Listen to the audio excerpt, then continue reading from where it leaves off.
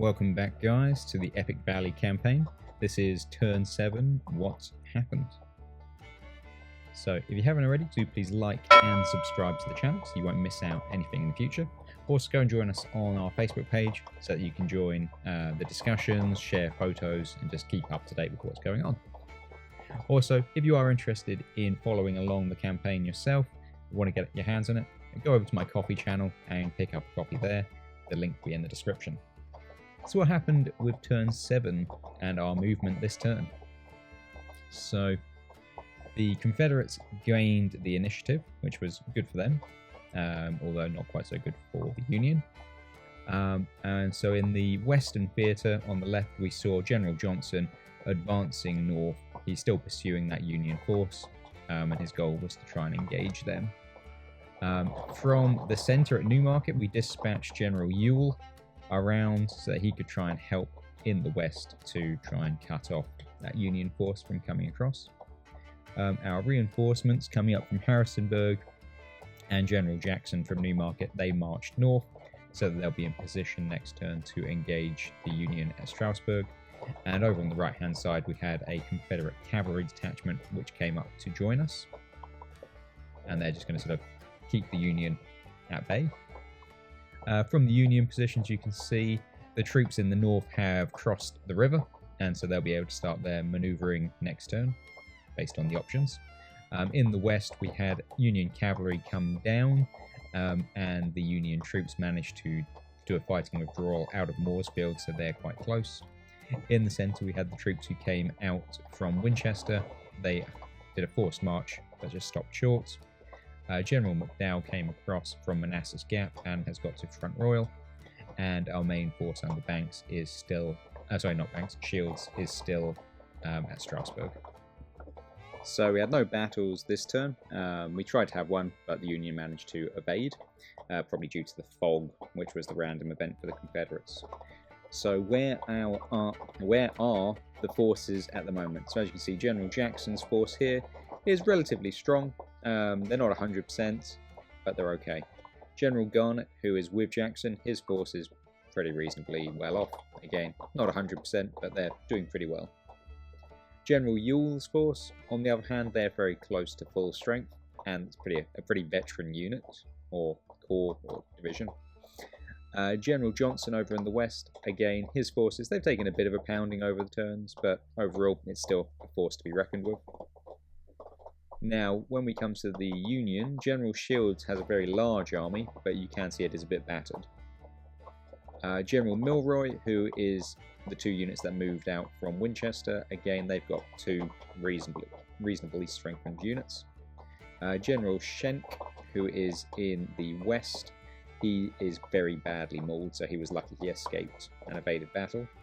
General McDowell, who's just come in from Manassas Gap, his force is in pretty reasonable condition. And then up in the north, we've got the division which came in under General Taylor, which is pretty strong.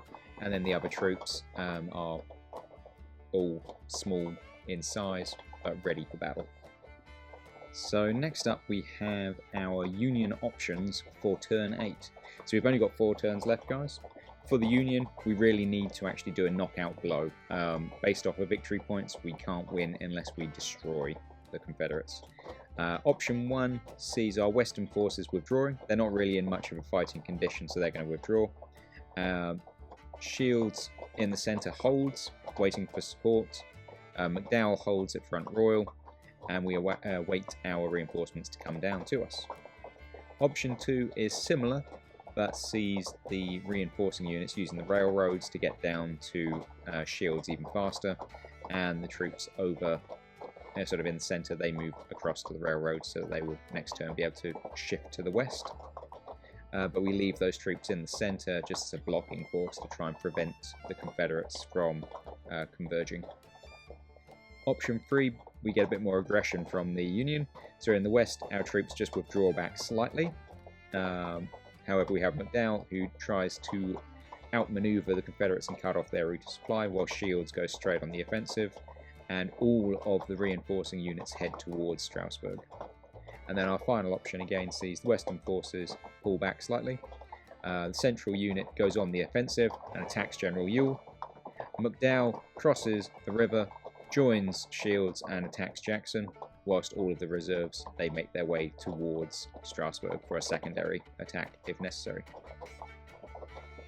For the Confederates, option 1 sees General Johnson in the west send a smaller force to pursue the Union troops, whilst the majority of his troops come across, join General Ewell, and they head towards Strasbourg to join an assault with Jackson. And our cavalry forces in the east just maneuver around and annoy the Unions, cutting their supply routes. Option 2, again similar. The eastern forces are going to go, the cavalry are going to try and tinker with the Union supply lines. General Jackson is going to go attacking Strasbourg. We've got General Ewell who's going to fight his way through to help at Strasbourg, and General Johnson is going to go with his entire force, or possibly might leave one unit as garrison, but he's going to head east. Option 3 sees General Johnson with his whole force marching north, trying to destroy all those Union troops. General Ewell is marching across to Strasbourg, Jackson is attacking, and the cavalry are doing their same business over in the east.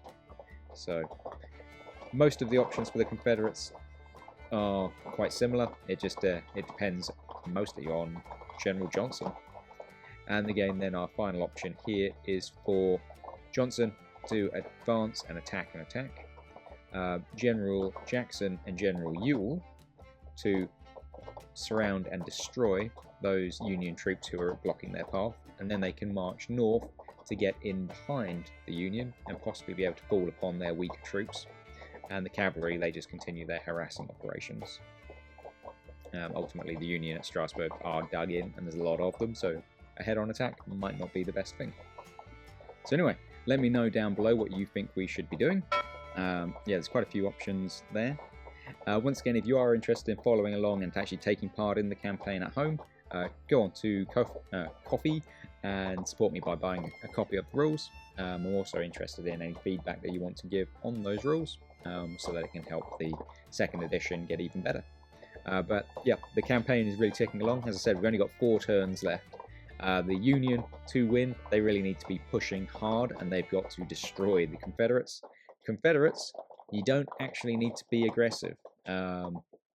Overall, to win, we've got the victory points. We've achieved the requirement to hold the Union troops in the valley, so we've just basically got to stay alive and just keep picking them off, and it's going to be a Confederate victory. So just bear that in mind when you're making your options, your decision, sorry. Anyway, till next time, guys, I hope you all have a great week, and I'll see you on Friday.